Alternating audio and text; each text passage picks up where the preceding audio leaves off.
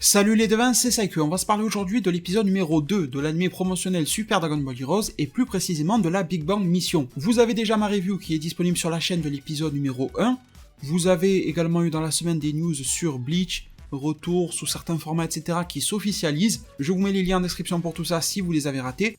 Et aujourd'hui dans cette vidéo là, je vous partage les news concernant l'épisode 2. Alors nous n'avons pas encore la date de sortie précise, nous avons la date de sortie approximative de l'épisode.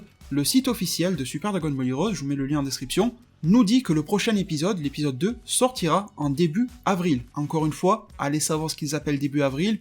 Voilà, moi j'estime ça aux alentours du 1 au 12, en gros, on va dire ça comme ça. Peut-être que pour eux ça va jusqu'au 15, j'en sais rien, mais en tout cas vous avez compris, début avril. Je vous ferai une nouvelle vidéo dès que l'on aura une autre preview et dès que l'on aura la date de sortie définitive, bien sûr, comptez sur moi. D'ailleurs, pour ce faire, et pour avoir l'information, n'hésitez pas à vous abonner et activer la cloche des notifications, comme ça vous ne raterez absolument rien. Du coup, que nous dit la preview officielle, qui nous a été traduite et retranscrite par les amis du site Dragon Ball Super-France.fr. Ils nous disent que le titre de l'épisode est « Le plan de Fu, la terrifiante menace de l'arbre de l'univers. Goku et compagnie affrontent Beerus dans un brut et ardent combat, mais il n'y a rien à faire face à son puissant pouvoir. C'est dans cette atmosphère tendue que Son Goku Xeno et les autres font leur apparition. Invités par ces derniers, Goku et les autres levèrent alors leurs yeux en l'air pour apercevoir une énorme racine d'arbre qui recouvrait le ciel, ainsi que la silhouette de Fu qui avait amené avec lui un oiseau noir. Donc les devins, une preview assez claire, il n'y a pas énormément de mystère dessus, c'est cool, de pas avoir à se casser la tête pour comprendre une preview, pour une fois ça fait plaisir. Donc, déjà le plan de Fu, je pense que clairement on va être au point sur quels sont les tenants et aboutissants de sa nouvelle expérience. Ça c'est dans le titre de l'épisode, il devrait plus ou moins le révéler, et étant donné que vous avez remarqué que Fu aime bien fanfaronner et raconter un petit peu ses plans à haute voix, ça risque de le perdre un jour c'est sûr. Également, terrifiante menace de l'arbre de l'univers.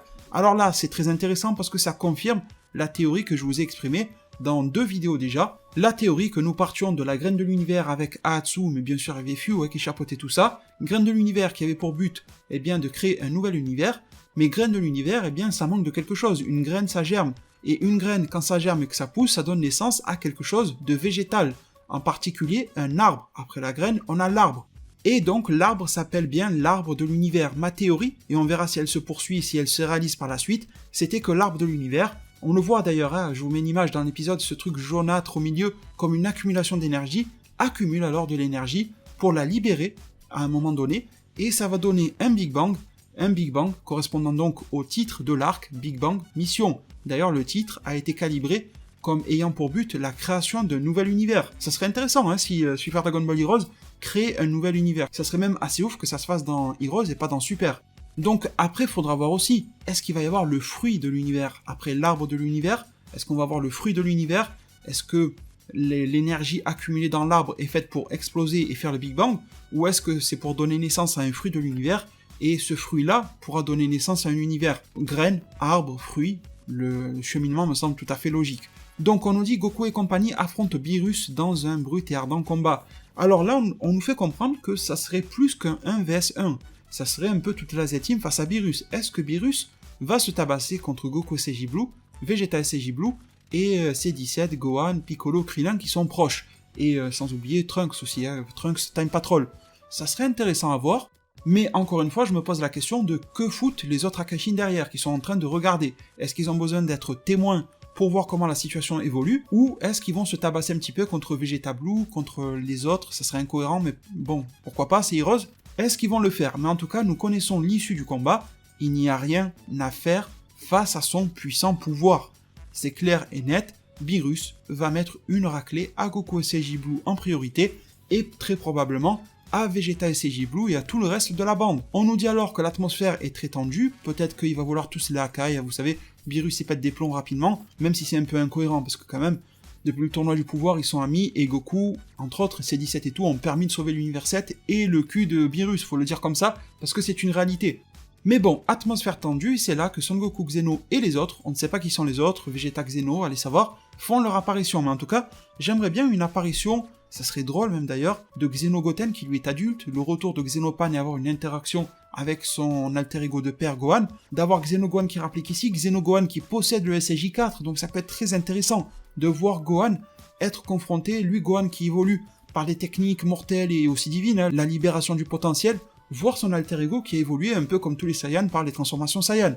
Donc ça serait intéressant, mais là, à ce niveau-là, j'ai pas compté combien ça ferait de personnages, mais peut-être que là, ils vont tous se faire un tête face à chacun des Akaishin. Après, sincèrement, je vois pas comment Xeno Goku, Xeno Vegeta, malgré le SJ4, pourrait battre un Akaishin. Mais bon, on est sur Heroes, on marche clairement sur des œufs, faut être prudent, parce que dans Heroes, dès qu'il y a une nouvelle carte à vendre, ils s'en foutent que c'est un Akaishin ou un machin, il perdra face à la carte qu'il faut vendre. Donc ça, c'est très important de le retenir. On nous dit ensuite que, invité par ces derniers, Goku et les autres levèrent alors les yeux en l'air pour apercevoir une énorme racine qui recouvrait le ciel. Donc je pense que l'arbre va être un petit peu le dénominateur commun pour faire que les Akaishin et que la bande de Goku s'associent. Dites-moi en zone de commentaire ce que vous en pensez. Je pense qu'ils vont comprendre que l'ennemi ne se tient pas en face de eux, mais qu'il se tient au-dessus de eux, c'est-à-dire Fu, sa fameuse silhouette, qui va blablater un petit peu, qui va nous raconter des choses sur Toki Toki et sur Dogi Dogi. Est-ce que Dogi Dogi est réellement un descendant ou une reproduction de Doki Doki, l'alter ego maléfique de Toki Toki qui appartenait à Mechikabura, et maintenant Fu s'en serait fait une reproduction. D'ailleurs, si Mechikabura est évincé de l'histoire, ça serait cool de nous dire que Fu a récupéré toutes ses recherches, tous ses travaux et qu'il va pouvoir reproduire et améliorer un peu toutes ses expériences du côté scientifique. Ça pourrait être cool.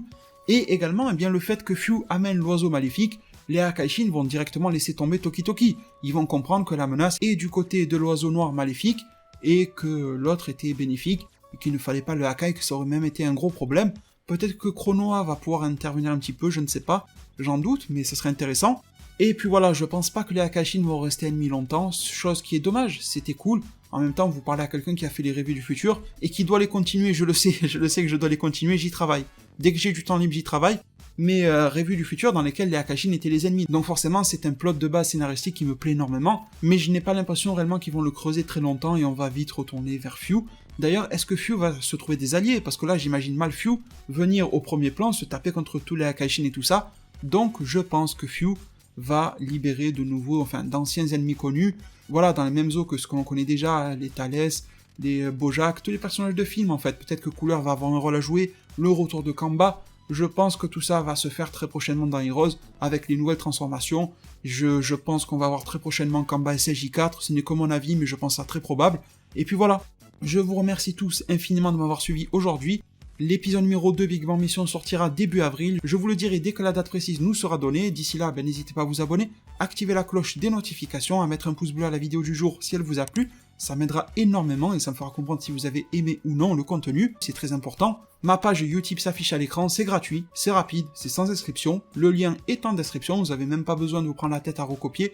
Juste à cliquer dans la description, faire tourner une petite pub, c'est gratuit, c'est cool.